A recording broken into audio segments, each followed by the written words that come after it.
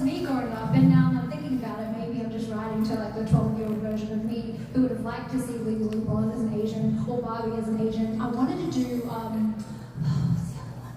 The one with the girl with the breakfast at Tiffany's. I wanted to do her as an Asian. Yeah, I just wanted to do this whole series where everyone's Asian. Quick tip, if it works, do it again, by the way. Like, just do all if they were Asian.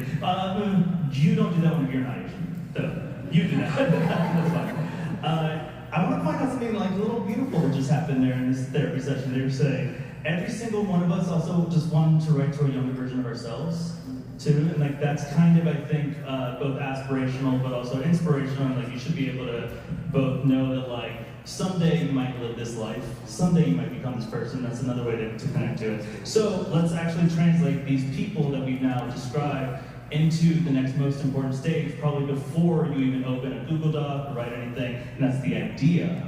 And so how do you come up with a concept that you know is going to resonate to that 12-year-old girl or to a gay demon who's very fun person? I'm like self-identifying as that, by the way.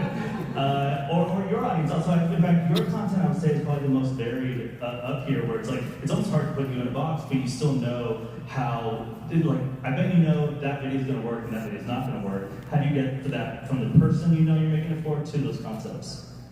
It definitely differs depending on short form versus long form content. That's a big distinction I'll make up front, because I do make both.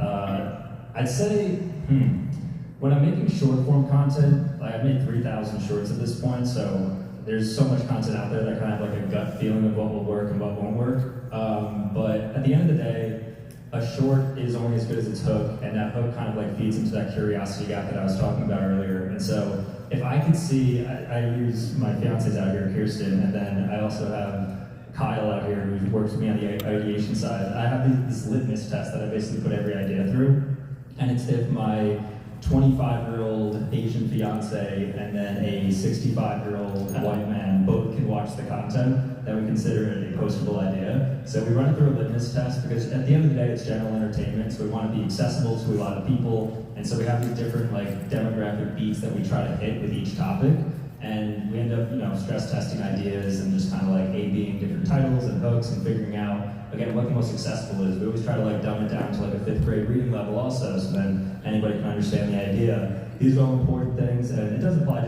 to longs as well, but for shorts, that's kind of like the major points to figure out if an idea is serviceable.